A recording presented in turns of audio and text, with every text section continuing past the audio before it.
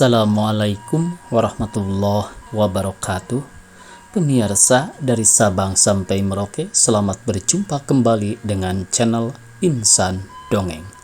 Pada kesempatan ini, saya Bang Elgi akan membacakan lagi roman klasik Pertemuan Jodoh bagian ke-14. Selamat mendengarkan. Salah pandang, salah tertawa, salah tingkah, segala sesuatu akan membawa si perempuan ke dalam bahaya penghinaan dari pihak laki-laki. Sudah tentu tidak kurang pula laki-laki yang akan mencoba-coba jua, meskipun si perempuan itu tidak memberi jalan barang serambut. Jika ia hendak pandai memagar diri, yang hendak mengganggu-ganggu dia itu tentu surut. Maka Ratna menceritakan apa yang sudah terjadi atas dirinya di kantor advokat tadi pagi. Lalu ia berkata lagi, yang menjadikan iba hatiku tidaklah lain hanya karena aku mengenang-enang nasib sesamaku perempuan, terutama perempuan bangsa kita. Di antara laki-laki memang tak kurang yang bersifat buas, bertabiat binatang, meskipun dalam segala rupa perkara ia ada terbilang orang berbudi, tapi bila ia dihinggapi oleh penyakit gila perempuan, maka bila mana berhampiran dengan perempuan, hilanglah kesopanannya itu, timbul tabiat binatangnya, dan berlaku ia secara dikehendaki oleh hawa nafsunya saja. Terserah kepada perempuan yang akan menjadi korbannya. Jika si perempuan itu tidak beriman, maka segala tingkah lakunya, sekalipun ia bermaksud hendak menolak, akan menambah buas laki-laki itu, hingga bisa terjadi pembunuhan atas diri si perempuan itu, dilakukan oleh si laki-laki buas karena hawa nafsunya tidak puas. Secara yang berlaku atas diriku tadi, boleh berlaku atas diri sekalian gadis yang duduk berasing-asing dengan laki-laki. Meskipun laki-laki itu tidak masuk golongan buas, tabiat binatangnya boleh timbul dengan sekonyong-konyong bila ia duduk terasing dengan seorang anak gadis, terutama bila si gadis itu tidak pandai menghargakan diri sendiri. Hilang harganya di mata laki-laki itu. Dengan tidak dimaksudnya ia sudah menyimpang dari jalan kesopanan. Malang aku sudah tersesat ke suatu tempat yang sebenarnya tidak boleh dihampiri oleh anak gadis. Sebenarnya aku harus berpikiran panjang dahulu. Pemberitahuan yang tergantung di muka pintu bahwa orang mencari pegawai perempuan sudah patut menimbulkan sangka tidak baik. Terutama di musim susah pekerjaan ini, tidak akan ada orang yang akan memasang panggilan serupa itu di muka pintu. Dari sahabat kenalan dengan advertensi, ia boleh mendapat pegawai berpuluh orang sehari. Tapi rupanya tempat itu sudah ada cap buruh. Tak ada yang berani ke sana untuk meminta pekerjaan. Kedua, hal pandai tidaknya yang datang meminta pekerjaan di kantor serupa itu takkan terpakai orang yang masih hendak belajar dahulu. Waktu aku masuk ke dalam, seharusnya aku memeriksa dahulu kepada juru tulis yang ada di situ. Sudah acap kalikah anak perempuan bekerja di situ, dan bagaimanakah laku tuannya? Sengaja tuan itu mencari pegawai perempuan buat maksudnya yang jahat saja, nak, kata Sudarma kepada kakaknya Ratna. Sudah tentu ia memakai juru tulis. Perangkap itu dipasang dengan hitungan. Jika datang seorang perempuan yang rupanya tidak berkenan pada hatinya dan tidak pula pandai mempergunakan mesin tulis, disuruhnya mencoba-coba buat 1/4 jam. Sesudah itu ia boleh berkata bahwa orang itu sekali-kali tidak akan bersifat akan pandai mesin tulis. Boleh keluar. Datang pula seorang lagi yang rupanya berkenan pada hatinya, boleh mencoba. Sementara itu ia sendiri mencoba-coba pula buat menyampaikan maksudnya. Jika jalannya tertutup sama sekali, si perempuan itu tidak berkecukupan pula buat menjadi pegawai, boleh keluar. Demikian pula ia berlaku dengan orang lain yang pandai menjalankan mesin tulis. Sampai maksudnya tercapai, hatinya puas dan ia mempunyai pula juru tulis yang menolong dia dalam pekerjaan. Semuanya itu seharusnya kupikirkan dari bermula darah. Tapi sebab sudah terlanjur, apa boleh buat, pelajaranku bertambah pula pada hari ini?" kata Ratna kepada adiknya Sudarma. "Nak," kata Sudarma dengan bimbang, "sebetulnya aku datang terburu-buru ke tempat kediaman engkau karena ada cerita yang penting hendak ku ceritakan. Mudah-mudahan engkau jangan salah terima dan membenarkan jua akan perbuatan aku itu."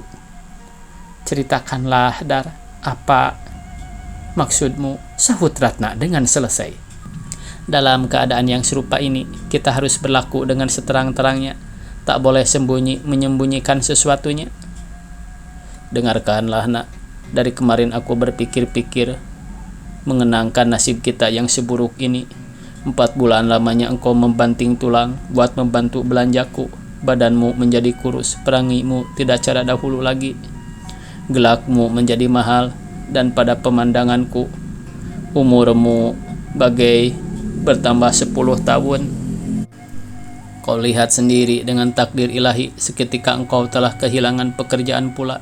Dan hari ini, baru sekarang aku mendengarnya, engkau sudah pula mendapat pekerjaan. Tapi belum ada sejam sesudah itu, engkau sudah di jalan raya pula. 2 tahun sekurang-kurangnya kita harus menempuh kesukaran yang serupa itu, Nak. Dan dapatkah kita berkeyakinan bahwa engkau akan mendapat kehidupan saja dalam 2 tahun itu? Cukup buat engkau dan cukup buat aku. Sebulan engkau di luar pekerjaan, sebulan kita kesukaran, uang sekolah dan makanku sebulan bergantung dengan tak ada harapan akan dapat menutup lubang itu. 2-3 bulan engkau tidak bekerja, niscaya aku akan dikeluarkan dari sekolah dan dari rumah tumpangan. Jika aku keluar di kelas 4, setelah 2 tahun lebih engkau membanting tulang, sama jua keadaannya bagi saya dengan keluar di kelas 2 atau di kelas 3 ini. Sedangkan yang sudah memegang diploma masih terlalu susah akan mendapat pekerjaan sekarang. Jangan-jangan kita akan tertarung pada peribahasa arang habis besi binasa bila kita teruskan keadaan ini. "Apa maksudmu, Dar?" sahut Ratna kepada Sudarma adinya. Sudarma menundukkan mata lalu berkata dengan bimbang, "Aku sudah keluar dari sekolah." Ratna terperanjat lalu menentang sejurus akan adiknya. "Sayang, Dar, sayang. Rupanya engkau tak ada empuknya keteguhan hati dan tidak yakin akan keadilan Tuhan dan tidak percaya akan keteguhan hati kakakmu. Lebih dari percayalah aku akan keteguhan hatimu, Nak. Tapi aku memikirkan panjang hal itu. Jika aku sampai tamat sekolah, itulah yang kita harap-harap. Tapi jika pelajaranku patah di tengah, maka waktu dari sekarang sampai pada hari aku menjabat sesuatu pekerjaan di masa yang akan datang, seolah-olah adalah waktu yang terbuang-buang. Orang tua kita sudah tua. Aku ingin hendak membantu-bantu mereka dari sekarang. Waktu belajar itu bagiku masih ada. Dengarkanlah. Tadi pagi aku membukakan hal peruntungan kita kepada Tuan Direktur sekolah. Lalu aku minta tolong kepadanya buat mencarikan pekerjaan. Lama benar kami bertukar pikiran. Pendiriannya pada awalnya ada sebagian pendirian engkau.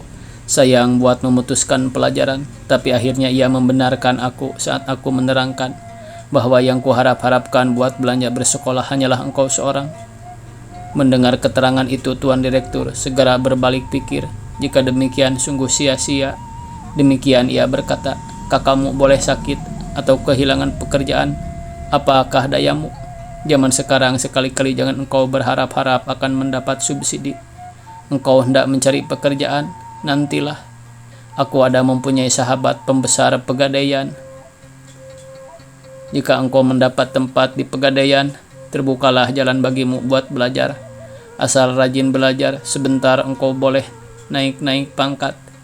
Sukakah engkau bekerja di pegadaian dengan gaji kecil buat bermula?" Dengan perkataan itu Tuan Direktur sudah memutar telepon. "Suka," jawabku. "Maka dalam tempo 10 menit tetaplah peruntunganku. Aku boleh diangkat menjadi BIMTE. Aku disuruh datang ke hall buro pengadilan. Di situ aku menerima surat angkatan menjadi BIMTE dengan gaji Rp25 sebulan. dan ditempatkan di Purwakarta. Inilah surat angkatan itu. Secara apakah engkau hendak membantu kehidupan orang tua kita dengan gaji 25 rupiah, Dar? Sahut Ratna kepada Sudarma adinya. Dengan berhemat-hemat, sebagai orang bujang aku datang menumpang-numpang di rumah orang lain dengan bayaran murah. Tapi dengan lekas aku boleh menempuh ujian skulptor. Pendeknya di Purwakarta aku seolah-olah masih di bangku sekolah. Ratna mengeluh sambil mempermain-mainkan ujung kukunya. Ya, Dar, semuanya sudah bersurat pada tapak tangan kita. Engkau sudah menerima surat angkatanmu dan sudah keluar dari sekolah. Apakah yang hendak dikatakan lagi? Bagiku sendiri, jika boleh, sebenarnya aku suka melihat engkau menjadi officer. Tapi apa boleh buat, sudah nasib peruntungan kita.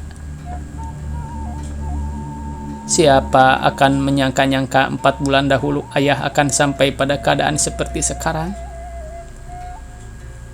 Ayah sering bercerita bahwa ia dahulu memulai perusahaannya dengan berdikit-dikit, nak.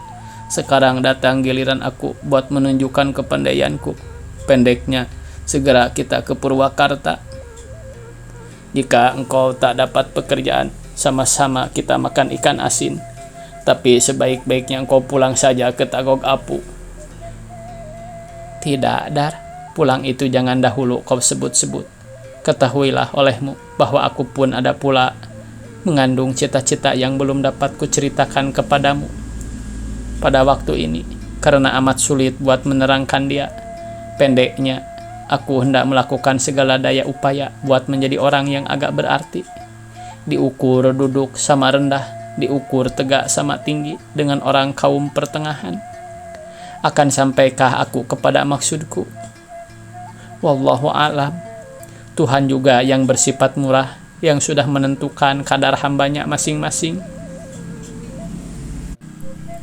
Tapi dalam tawakal itu, dalam menyerahkan untung ke tangan Tuhan, aku hendak berikhtiar juga.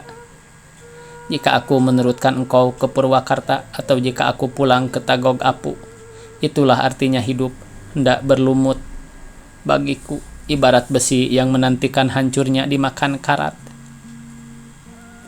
Lebih dahulu aku hendak berikhtiar menaiki anak jangjang sampai ke pertengahannya saja.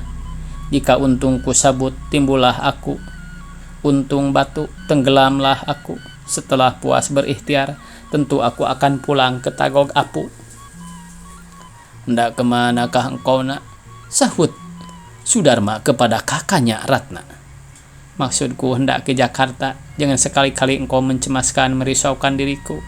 Sebelum aku menjadi orang, belumlah engkau dan 2 orang tua kita akan mendengar di mana aku tersekat.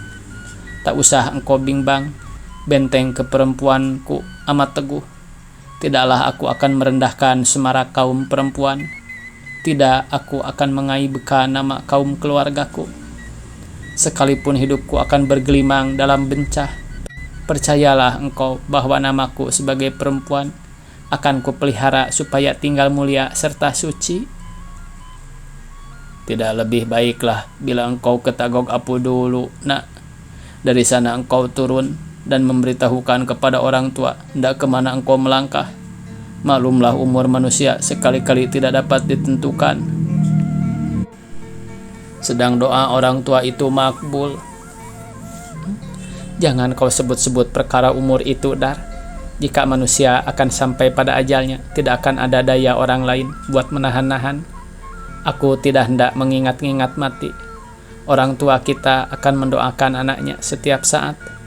Dan orang tua kita akan hidup lama menantikan anaknya yang berdua ini sampai kuat buat membalas jasanya.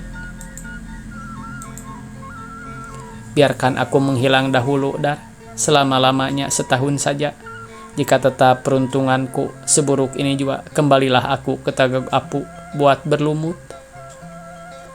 Tabiat engkau memang berlainan dengan perempuan yang biasa, nak. Sia-sia aku menopang atau membantah maksud yang telah engkau tetapkan itu. Hanya sebuah permintaanku, meskipun engkau hendak bersembunyi di mana-mana, aku sendiri harus mengetahui di mana engkau tersekat. janganlah putus berkirim-kirim surat ke Purwakarta dan menerangkan tempat kediamanmu setiap engkau berpindah tempat luar dari orang tua kita yang setiap ahad dapat kutemui. Tak ada lagi orang lain yang terkarib pada hatiku, hanyalah engkau. Jika engkau bersembunyi dari aku, kemanakah hendak aku cari bila hatiku sangat rindu hendak berjumpa dengan engkau? Sahut Sudarma kepada kakaknya Ratna. Ratna memerah air mata yang keluar dengan kelopak matanya, lalu berkata setelah mengatupkan geraham, "Dahar, kita berdua sedang menghadapi musim yang penting.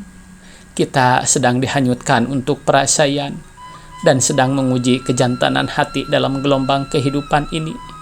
Tidak patut kita berlemah hati, karena kelemahan hati itu akan berarti kekalahan bagi kita. Aku perempuan, engkau laki-laki, turutlah contoh aku. Jika aku ketagog apu, tangis orang tua akan melemahkan hatiku. Jika engkau mendatang-datangi aku, kedatangan itu akan melemahkan hatiku. Ketahuilah, Dar, maksudku hendak berikhtiar buat menjadi orang.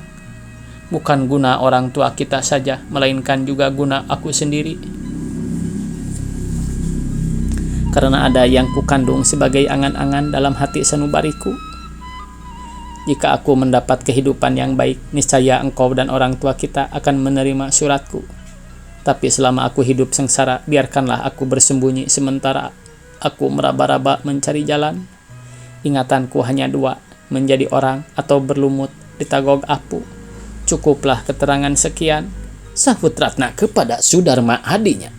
Lama benar Sudarma termenung, maka berkatalah ia, "Ya nak, sebenarnya keadaan kita ada bertukar. Aku yang sebenarnya perempuan, engkau laki-laki. Angan-anganku tak panjang, asal mendapat penghidupan yang memberi jalan pula buat menghidupi orang tua kita dengan engkau, memadailah bagiku. Sebab engkau belum merasai hidup secara aku, Dar. Sudahlah, perkara ini amat sulit buat diperkatakan. Di masa yang akan datang tak dapat tiada akan nyata. Haruskah hal itu kubukakan padamu? Atau adakah engkau akan insaf saja? Atau akan kubawakah sebagai rahasia ke liang kubur? Cukup bagimu mengetahui bahwa aku hendak mencampungkan diri ke dalam gelanggang pertemuan, tempat manusia berebut derajat dan nikmat keduniaan, yang menempatkan dia pada lapisan atas dalam pergaulan hidup, karena ada kenang-kenangan yang kukandung dalam hatiku. Jadi, tetapkah kita bercerai, Ratna?" sahut Sudarma kepada kakaknya.